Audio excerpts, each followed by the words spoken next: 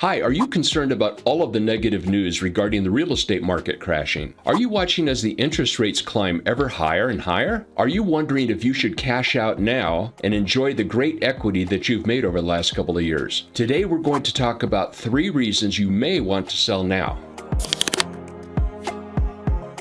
By the way, be sure to stay till the end of this video because I'll be sharing with you some strategies on how you can sell your home during this new market shift. Market realities. Before we examine the 3 reasons you may want to sell today, let's look at the realities of the market as of the summer of 2022. Not the hype, but the reality as best as I can present it.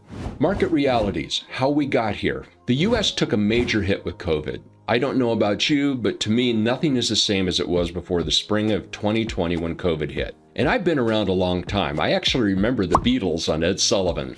So in 2020, production died that year.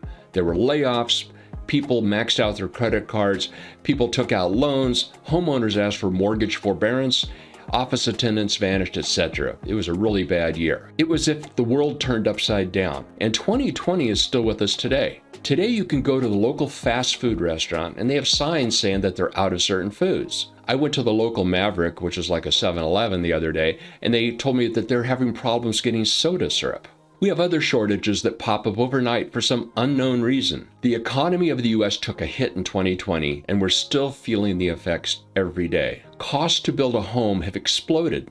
Not just the prices of the homes, but the actual cost of the wood and other materials. In my opinion, the economy took a dual hit. One was a production hit, and the other was a confidence hit. When the world turned upside down, people looked for a safe place to put their money. Real estate was the answer. When you combine the search for a safe harbor with abnormally low interest rates, you get a buying boom, which is what we've had for the last several years. Real estate became the safest investment after COVID hit, and with the near free money mortgage rates, there became a frenzy of new home purchases. This drove up the price of existing homes, and as I said, the cost of building new homes also went through the roof. Along with the boom, we witnessed abnormally low inventory of homes to buy, which drove up the prices of homes even more. Now, experts debate why the inventory of homes fell so much, but in my opinion, is that the sellers looked at all of the uncertainty of the world and decided to kind of wait it out, see what's going to happen. On top of that, the rising prices took away their options of selling high and buying low. The question for sellers became, yeah, I can easily sell my home, Rob, but where would I go? Now that was yesterday. What about today? Market realities. Where are we now? I believe that we're in the beginning of a market correction, not a 2008 collapse of the real estate market, but a correction that will take about 18 months to occur. And that will bring us back to more of a normal market. What does that mean? We're going to go through months of media hysteria for 2 reasons. The first is that panic sells, and the second is that it's an election year. Everything will be a catastrophe. That will be the background noise factor that we will all have to work through. We've seen this before. We've seen this noise before. But underneath the media hysteria will be a correction from the superficially low interest rates to a more normal, steady interest rate level. I bought my first home in 1985 with a VA loan for 11%. Many folks remember that era of 18% interest rates. Now, my personal opinion is that we're going back to the rates we had a year or so before COVID, which is around the 5% range. Having said that, I believe we're going to see a slowdown or decrease in home prices this year and an evening off next year. The Salt Lake area is a great place to live, so we're always going to have demand, and we do have a large number of people moving in from out of state, so the market's always going to be good here. We're already seeing that evening off, by the way. I looked on the MLS the other day and about 90% of the new listings were dropping their prices. That could be because they listed too high or because the realtor was able to convince them where the market is going. A big lesson I learned in 2008 is that you don't want to be chasing the market down. Check out this chart. If your home is worth $500,000 today, you don't want to list it at $510,000 and then hope to negotiate, and then end up having to lower it down to $490,000 in a month because the market is decreasing. So the net of all of this is this. I think you will get more for your home today than you will tomorrow. On top of that, the home you want to buy after you sell your current home will cost less tomorrow than it does today. So let's look at 3 reasons you may want to sell your home now. Reason number 1, if you're downsizing. You'll probably get more money today than you will tomorrow if you sell your home. If you want to cash out on the equity in your home and go for another real estate investment, now may be the time. It's going to take 30 to 60 days to close on the sale of your existing home, and most anything you decide to buy in a couple of months will be less expensive than it is today. Additionally, the sellers on the home you want to buy 30 to 60 days from now may be more willing to give you a deal, especially if the news is bad. If your current home is an investment property like a rental, there may be a tax advantage to selling high today and then buying another property in a few months when the price is lower. I believe the rental market is going to skyrocket because the interest rates are going to remove a large segment of buyers who wanted to actually buy a home. Now they will be forced to rent. In fact, my wife just spent several weeks finding a rental home for one of our clients who had dogs. She was trying to sell her home in Arizona and move up here to Utah, but she needed a place to stay in the meantime while she sold her home. It was really hard to find. So if you're thinking of downsizing anyway, this may be the time to start that process. Sell now at near top prices. The prices aren't as great as they were at the beginning of the year, but they're still really good.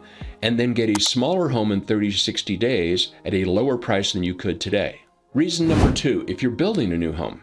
If you're thinking of building a new home with a builder, you may want to sell your existing home now, getting the maximum price you can for it, and then rent something smaller while your new home is being built. There are few things scarier, and I've seen so much of this, than having a new home ready in 30 days and not being able to sell your existing home. You probably have a large non-refundable deposit on your new build home, and the builder may not be as flexible as you think in returning it because the purchase price of their new home may have lowered in the meantime. We saw this in 2008 when a $650,000 new home would not appraise for more than about $450,000 by the time it was finished. The builder would have to dump the price and lose money. As a matter of fact, we saw many builders go out of business because of this. If I were building a new home now, and that was about 4 to 8 months away from completion, I would find a rental and then put my home on the market for a fast sell. And remember, you don't want to follow the curve downward in your pricing. Then I would take my time to move 20 years worth of stuff into the garbage dump, DI, or into storage bins, and then I move into my rental when my existing home sold. Having done that, the next 4 to 8 months will be a lot less stressful as I await the new build's completion. Reason number 3, if you're moving out of state. Now, this seems a bit obvious, but hear me out. It depends on which state you're moving to. Before the housing bubble burst of 2008 in Utah, we started getting indications from Nevada, Arizona, and California that something was up and prices were starting to collapse there. If I remember correctly, it seems that those states were having problems about 6 to 12 months before we had our problems in Utah. If that repeats itself, then you can still sell high in Utah and then move to a lower price in another state. In any case, if you're moving out of state, you won't have much choice on whether you sell or not, but you will have a choice as to when you sell. Again, selling sooner will probably net you more than selling later in this market. Okay, so let's talk about some strategies in selling your home in this market correction. If you decide to sell your home, here are 4 key takeaways that you should consider. Number 1, don't look at sold prices from 1 to 4 months ago to come up with your price. Look at the homes that are active on the market and that have recently gone under contract. You don't want to be above a declining curve in your asking price. Number 2, the days of selling your home in any condition are gone. Make your place look nice and finish up all those old projects that would add value. Have your realtor go through the home with an attitude of a buyer.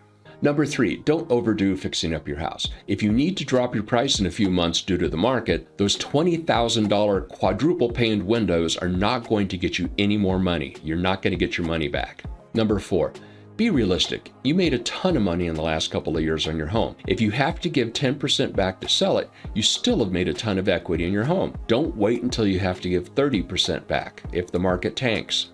Now, be sure to check out my videos on preparing your home to sell. As always, I'm here to help you. Just give me a call at 801-243-7804, and I can sit down with you and strategize on your best options. Thanks. Have a great day.